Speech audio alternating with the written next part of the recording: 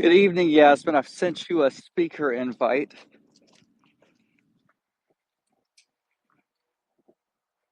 I'll do it again.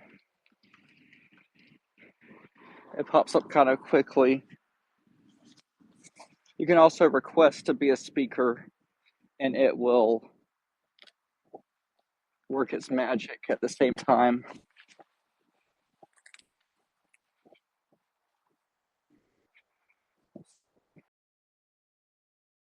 Let's see. Connection was lost. Reconnecting. There we go. All right, Yasmin. So we got you as a speaker. How are you doing I'm tonight? doing well. Can you hear me okay? I had to go to my settings because I guess I didn't have my microphone set up in here. So sorry. Oh, that is okay. Can you hear me okay? Yeah, I can hear you fine. All right, I'm just wearing my AirPods and going for an evening walk Oh, nice. while we're doing this. Okay. I'm not going for an I evening thought, walk, being lazy and sitting down, but I too am on my AirPods, so at least we've got that in common. good. I'm so glad. And we're both South Carolinians. Yes, well, And I we're I both South live in Carolinians. South Carolina. I'm a Virginian in South Carolina, but I'll still claim South Carolina some.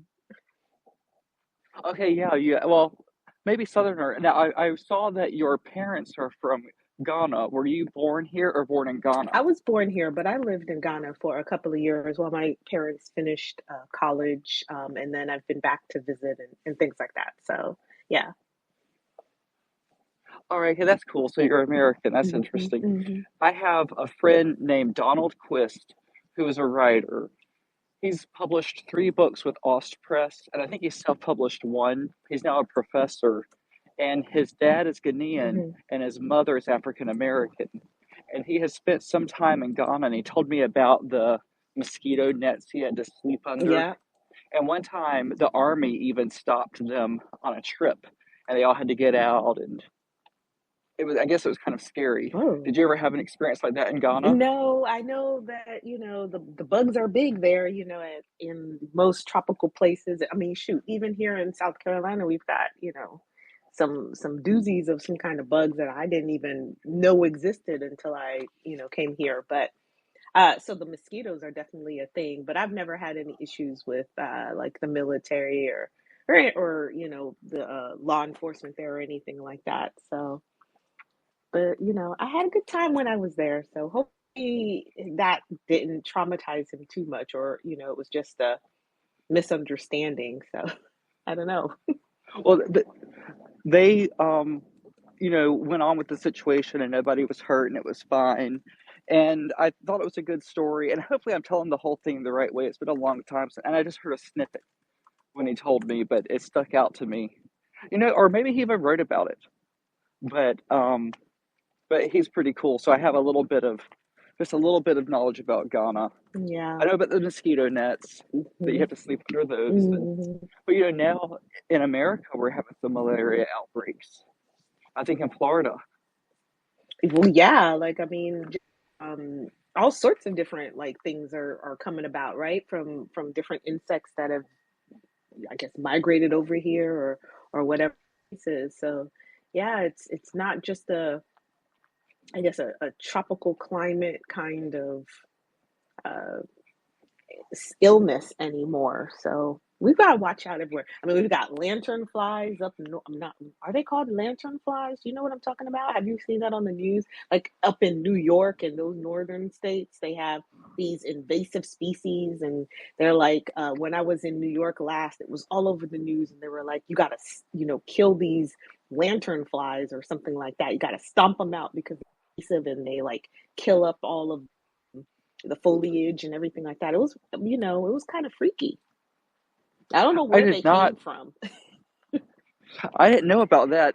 I do know about the lady Asian beetle hmm or Asian lady beetle. It used to be called Japanese lady beetle, but then they switched it to Asian lady beetle. I don't know if it just comes from Japan or if it comes from everywhere, but hmm they compete with the ladybug, and they got here because the United States just brought them over to help with pests, and they do a little bit more than just eat the aphids. They eat lots of other things. They crowd in your Mm-hmm. house. They bite you, and they're whereas ladybugs only ever ate aphids. Mm-hmm. But so now we have this problem that's all over the place. But I found out from Taryn S, who is in one of the interviews on YouTube, that she buys her own ladybugs every season. You can get them from Lowe's, and she releases them into her backyard to kind of help them. Mm-hmm. Oh wow. Okay, that's an idea. I have to remember Yeah. that. I also, just to go with the correlation of information that you get here on X, formerly known as Twitter, that a lot of the malaria outbreaks have happened in places where Bill Gates was releasing some genetically modified mosquitoes. Oh. So I remember when that was happening, I was like, I don't like the idea of releasing genetically modified things out into the open. It just was stressing me out. And now people have pointed out this is where the genetically modifieds were, but I don't know if it's actually what happened. I just don't like that. And also in South Carolina, in like 2005, Mm-hmm. they brought a whole bunch of coyotes and released them all over to help the deer population. And now coyote is a big issue in South Carolina. And I remember thinking back then, we don't need to bring things that aren't actually here into South Carolina and let them loose because they'll never Right. die. I know that's right. And coyotes at that, I feel like that's dangerous. Like, you know, I don't know if I want a bunch of coyotes just running around, running amok around here. No, I don't. You can hear them like yapping here in South Florence and different places. You can hear them yapping and yapping and yapping, going after something, and then they quiet down, and that's when they Mm, caught something. But I doubt it's deer. It's probably like raccoon and possum, people's pets, that kind of thing. It's terrible. But mm. enough of that. What is the book that you want people to buy right now? Oh, You it have would. in your title, it ends with night. Mhm. Yes, well, that's the third book of the series or the trilogy. So like, but I mean, and each of the books, you could read, as a standalone. But I think to get you really invested in the world of Nina Knight and to really know and understand her, so that it could follow you, she could follow you through the other two, would be Her Name Is Night, which is the book. Um, and I think that that will ground you in that world and get you, you know all of the characters from the beginning really well. You can really stick with them along the ride. Yeah, but you should definitely check out all three. But I personally would start with the first one because I think that is like my one true love for right now until there's something else. I love that answer because so many other people want to get their newest book balled up so they can continue to publish. And they're Hmm. like, buy this one, buy this one. But here you are saying, oh, I love this one, my first one, buy that one. So I really appreciate that. That's a unique answer. Oh, well, thank you. Well, I just figured if you like, well, if anyone reads like me, if I start with like the first book, um, and really like love that book, I know that I'll read all of the subsequent books because I want to see what's happening with the rest of them. So like that's why I would do it. But but definitely I would love the sales for the third one, but I think that I would really prefer a lifelong reader of my work. So I think that the first is what's really gonna kind of catch a hold of you and keep you with me, hopefully. Oh, that's cool. Now, when so you were an English teacher, and I saw an interview where you said that you didn't know there was a job in publishing. Did you mean that you didn't know you could get other jobs in publishing besides writing, or you just didn't ever think of yourself as a writer? I don't think I ever thought of myself. Well, I thought of myself as a writer, but I didn't know what that meant in terms of, career wise. I think when I was coming up, being a creative in an artist or whatever, it just wasn't something that was feasible. Plus, my parents are immigrants, and so they came here to work and to live a better life. So to them, being a writer, being anything that isn't like a doctor, lawyer, something, an accountant that like actually makes, money that you can get every 2 weeks or whatever, um, wasn't something that was tangible to them. And they never said that to me, but it was kind of ingrained, right? And so when I got out of high school, I'm like, well, I guess I can't be a writer, even though that I love it. Plus, at that time, there really wasn't anything that showed you how to become a published writer, or that there was a world of publishing. So I knew nothing about editors and acquisitions editors and that whole world. And so if you don't know that world, then you can't really say, oh, I'm going to go into it and do something with it. I just didn't know how that happened. For some reason, I guess I thought that authors just became authors, and for some reason maybe I thought that they just did it by themselves, and poof, there it is. It's in my house or at the library. So there was no real pathway that I saw for myself to this world of publishing, because I really didn't know that a world of publishing existed. It wasn't until I was adult, grown with one child, that I was like, you know what? I think that there's like really something here.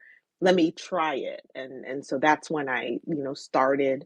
And then I stopped for a long time, became a teacher, and then came back to it a little later on.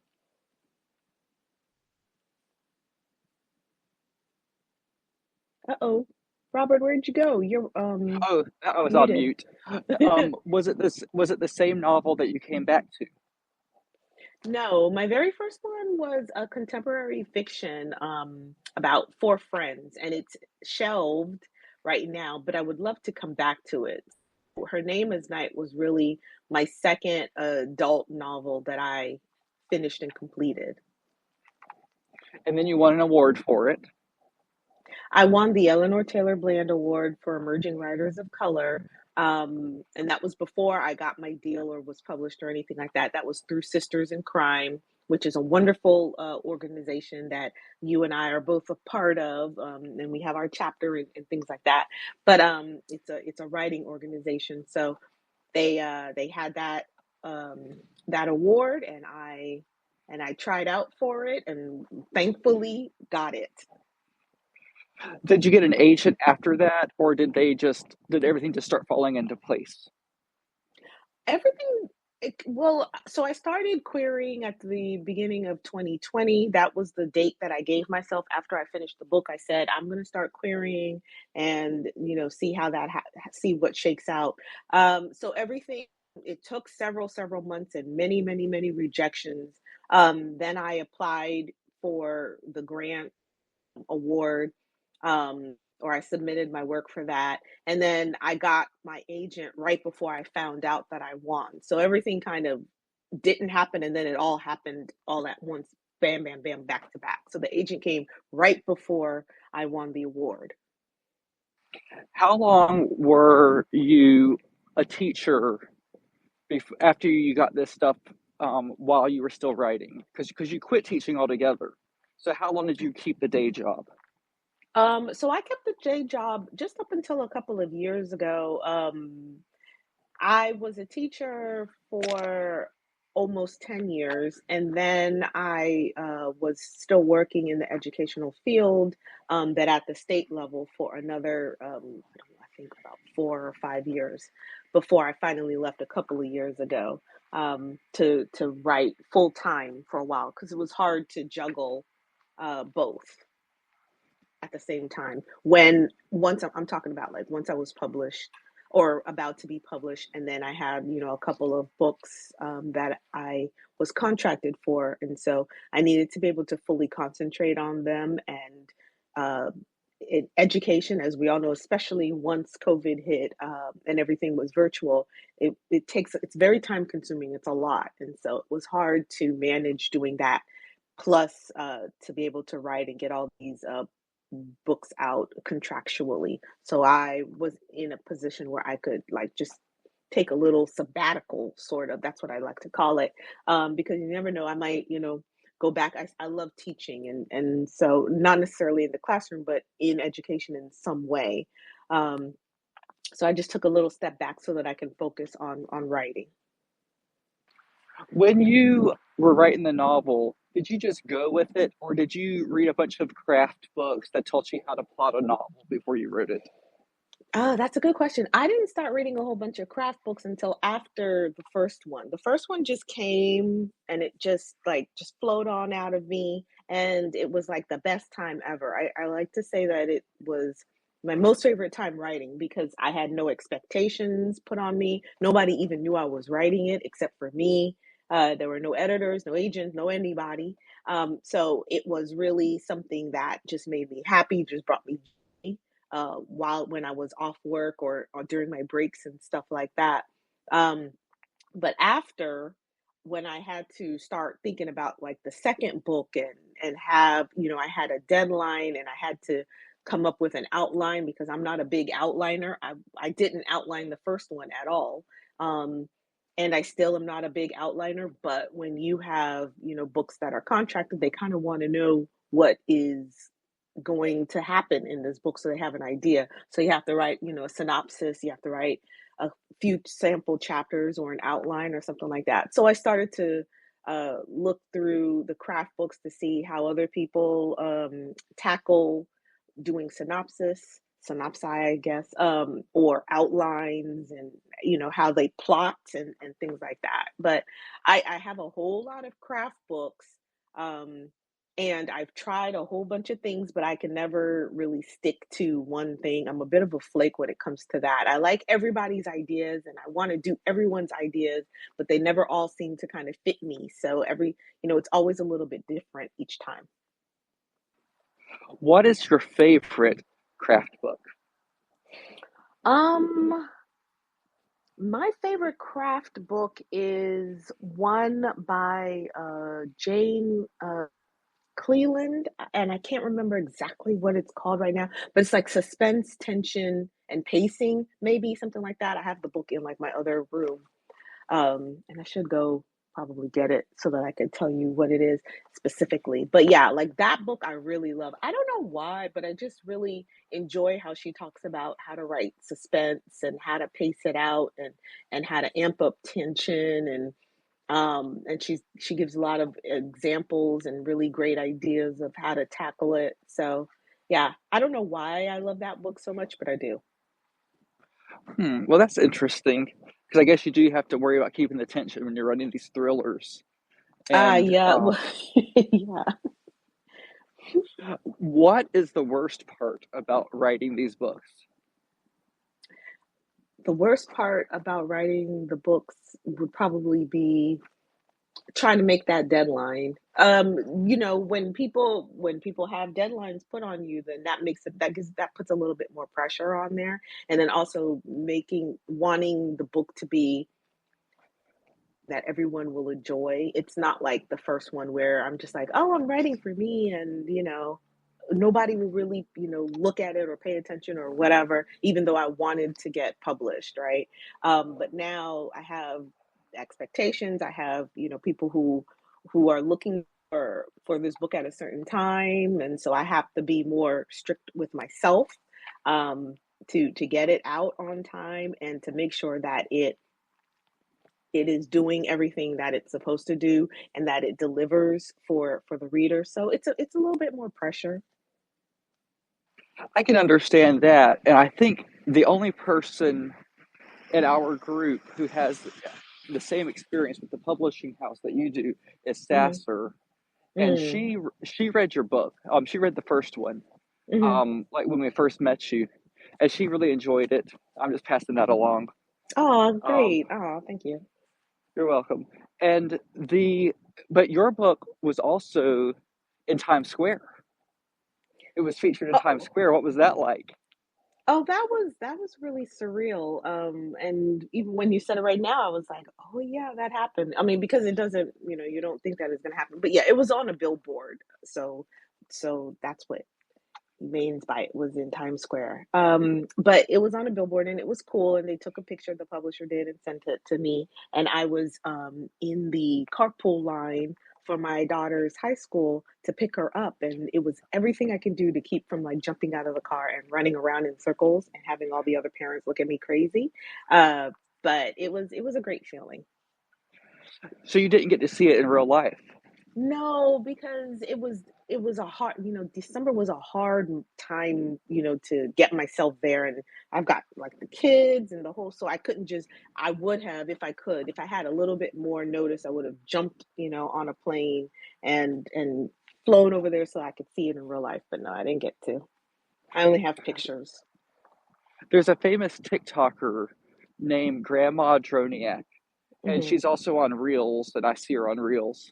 And she's like 93 years old, and she became famous, and now she advertises like Cetaphil or something, and Mhm. sometimes even Vaseline.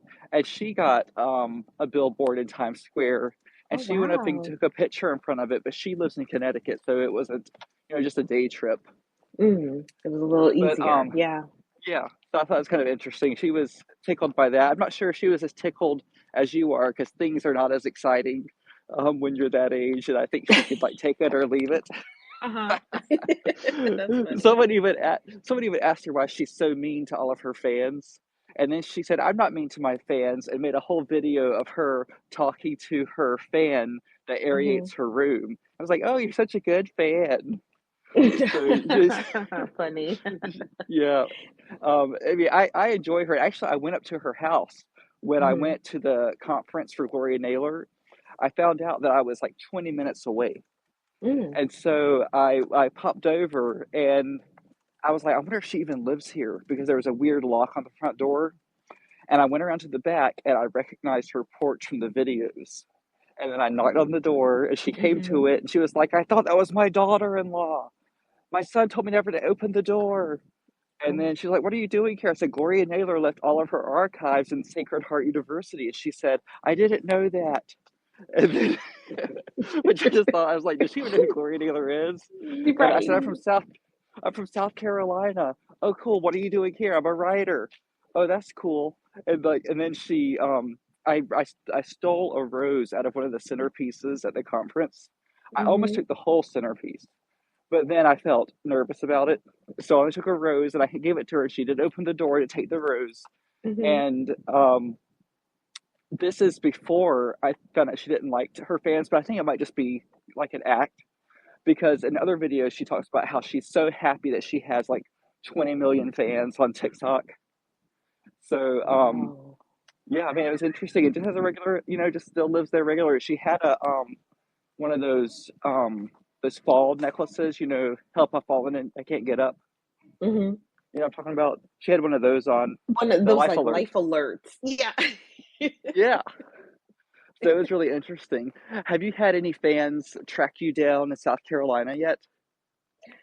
Um, Please, no, I hope not. But listen, I had my very first it must have been like the first book had just come out a few months, right? And I was, minding on my own business in my house, making dinner actually. I was chopping some like a green bell pepper. I remember it so clearly. And my phone rang and it had some lady's name on it and I picked it up because I was expecting a call from like I think my car service person or something like that. Anyway, I picked it up. I usually don't pick up like the calls that I don't know, but I was expecting a call. Oh, I know. I thought it was from my like publisher. I was waiting for someone to tell me some news, and it turns out to be this older guy from New Jersey, and he used his wife's phone to call, I guess assuming that I would pick up because I saw that it was a woman, and he said he was like a former cop and he found my number, like he did one of those searches online. It was so freaky, and I remember asking him, how did you get this number, because I just could not believe that somebody, tracked me down like that. And the thing about it was like he didn't tell me and he had me on the line like forever because I wanted to find out, how he got my information, which was the only reason why I like stayed on. Plus I was like, so new to it. I was like, are we supposed to like talk to people or are can't be mean. I don't want, people to think that I'm a mean person, but like I'm so like terrified right now. How does he know? And he knew like everything where I lived, my cell number, which is called me on, not even the landline, but the cell number, just to tell me, that he enjoyed the book.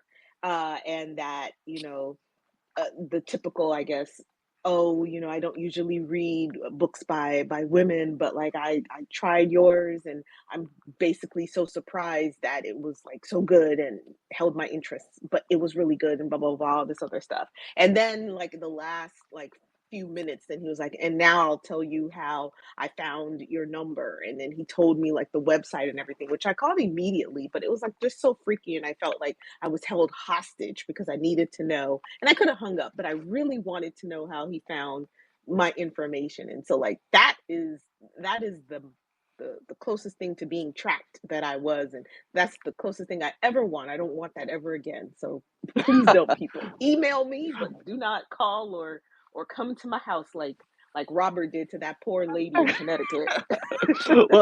well, what I was thinking was, old ladies usually like me, and I'll charm her, so it'll be fine. And it was fine. But I also wrote a note when I got home because I thought, what if her family is up or scared or something? Mhm. And in the note, and I'll go ahead and share with you the same thing.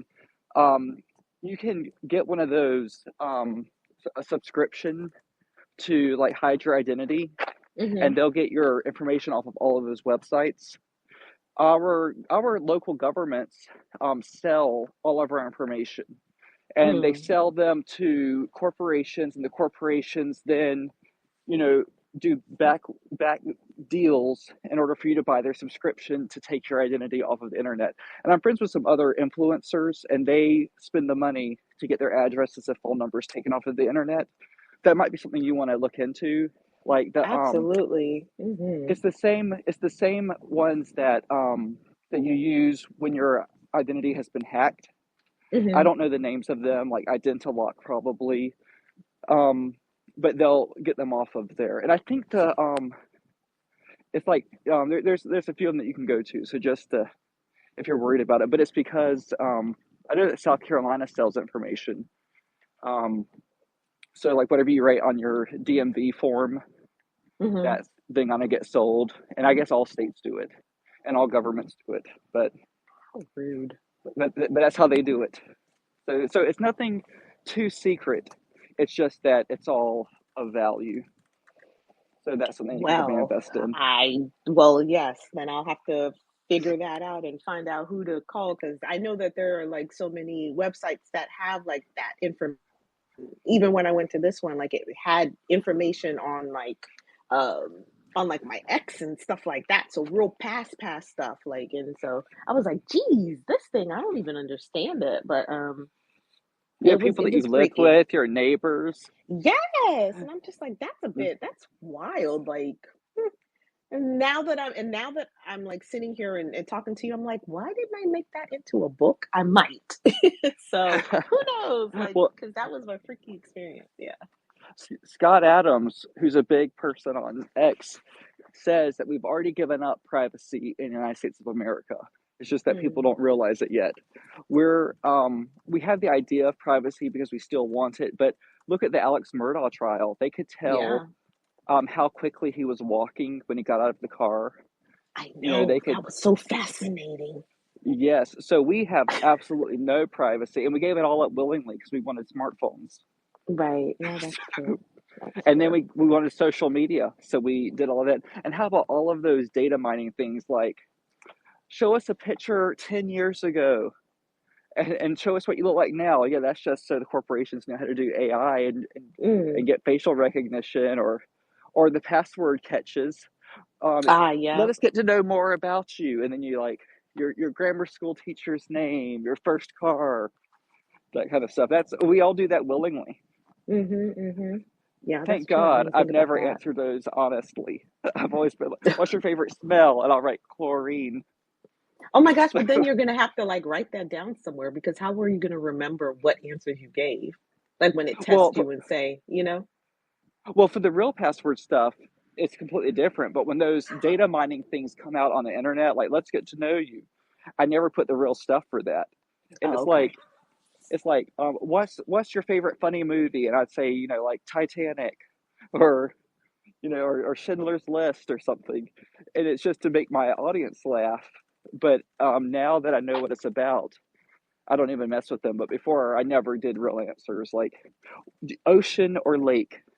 I'd say at ocean at dusk, right when the sharks are feeding. So just it was just nonsense. So thank God for that. Um, the we got a couple of people here. Paul Leslie is one of them. He has a podcast. It was a radio show in Charleston. Now Hmm. he lives in Charleston and has a podcast.